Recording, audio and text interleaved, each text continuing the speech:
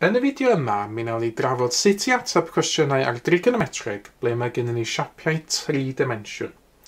Felly, gadewch i ni ystyried y cwestiwn yma ble mae gennym ni giwboid yn cael ei ddangos ar y dde fan hyn, efo'r mesuriadau 7 cm, 6 cm a 9 cm, a mae'r cwestiwn yn gofyn iddyn ni gyfrifo maint yr ongl GFC.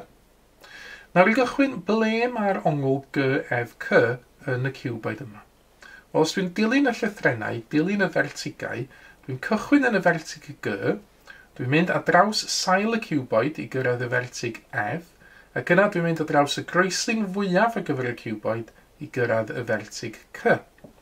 Na fyddai ddefnyddio premesur i lunio'r daith yma, cychwyn yn G, mynd ar draws y sail i gyrraedd F, ac yna llunio'r groeslin fwyaf yn mynd o F i y vertig C. Wedyn, os na i gwblhau y triongl i ffwrdd, roed y llinell vertigal yma, yr ongl dwi angen ffeindio di GFC, felly na i alw'r ongl yna yn fan hyn yn theta. Nawr dwi'n gwybod fod y triongl yma yn driongl ongl sgwar, ac mae'r ongl sgwar yn byw yn fan hyn. A pa fod hyn yn wir? Wel, mae'r ymyl G i F yn byw ar sail y ciwboid, sydd yn siap petriol, ac mae'r ymyl C i G yn byw ar wyneb ochr chwith y ciwboid. A gan fod y wyneb ochr chwith yn hyn yn cyfarfod wyneb y sail a'r ongl sgwar, mae rhaid fod yr ymyl EC G yn cyfarfod yr ymyl GF hefyd ar ongl sgwar. Ac felly, mae gen i driongl ongl sgwar fan hyn.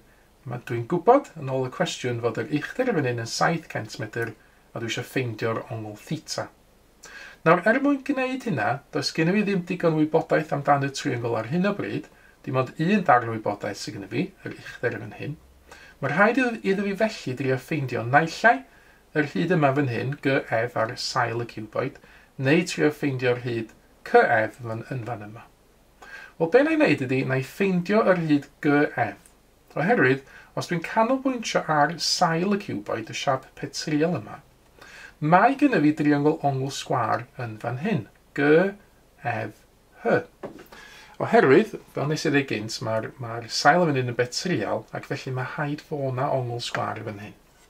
Nawr, os da i lunio'r triongl yna'n fan hyn, i trio dangos pethau chydig yn gliriach, be sydd gen i fi ydy y triongl ongl sgwar, sydd yn cychwyn yn y gorel yma yn G, mynd ar draws i H yn fan hyn, ac yna mynd ar draws i F. Nawr, eto, mae hwn yn betriol, felly mae'n ongl sgwar fan yma. Mae'r hyd yma yn 6 cm, a wedyn GH, mae rhaid i hwnna fod yn 9 cm mewn rhan o'r ciwboid. Ac i ffeindio y hyd sydd yn mynd â fi o G i F, mi fedra i ddefnyddio theorem Pythagoras. Nawr efo'n hyn, na i sgwario yr hydoedd dwi'n wybod, 9 di sgwario'n 81, 6 di sgwario'n 36, gan fy mod i eisiau ffeindio'r hypotenuse, dwi'n adio'r rhifa yma nawr, 1 a 6 yn 7, 8 a 3 yn 11, a wedyn mi fyddai hyd GF yn hafel i ail isradd 117. Nawr, so ni'n gallu defnyddio cyfrifiannell i weithio hwn allan, ail isradd 117, mae o'n di fod ychydig, wel, yna mae'n agos at 11 cm, 10.81, 66 ac yn y blaen cm. Ond yn lle mae fi'n sgwennu hwn allan i gyd, allan i jyst adael yr ateb fel ail isradd 117 cm ar hyn o bryd, mae hwn yn gyflymach ac yn fwy fanwl gywir i'w ysgrifennu na ceisio ysgrifennu'r degolyn yma yn fan hyn.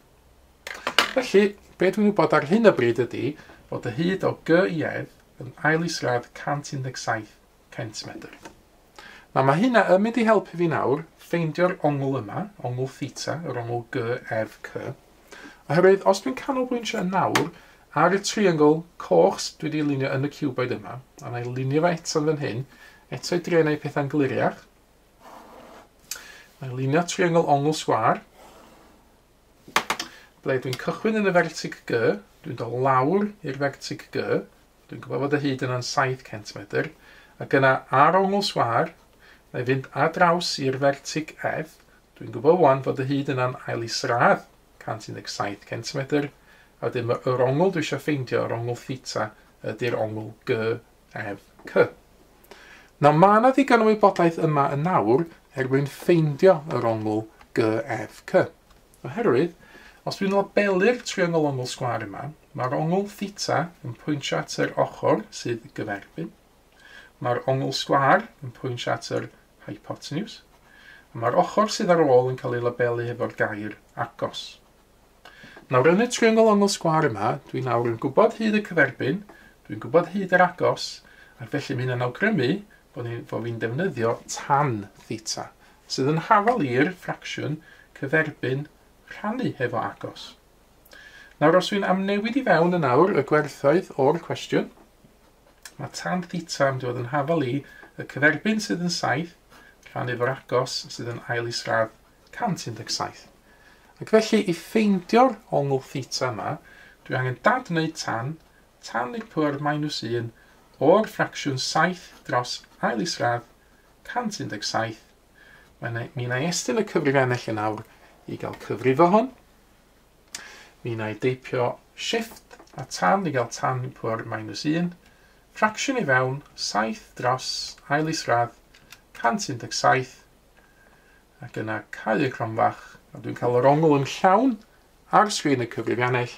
Be na'i wneud yn fan hyn ydy talgrynu i ddau leidegol 32.91 gradd felly i ddau leidegol ydy'r ateb ar gyfer y cwestiwn yma. Cyfle nawr ydych chi roi cynnig ar y math yma gwestiwn. Mae yna giwboedd arall wedi ymddangos ar y sgrin. Mae yna ongl ydych chi geisio ei ffeindio. Estynwch ddarn y bapur allan, rhowch gynnig arni hi, ac yna cymharwch eich ateb chi yn erbyn yr ateb cywir sydd yn nawr yn cael ei ddangos ar y sgrin. Mae mwy o fideos adolygu ar gael ar ein sianel YouTube Adolygu Mathemateg. Am y newyddion diweddaraf neu holi cwestiwn, dilynwch ein cyfrif trydar @mathemateg. Neu ewch i'n gwefan www.mathemateg.com am fwy o adnoddau adolygu.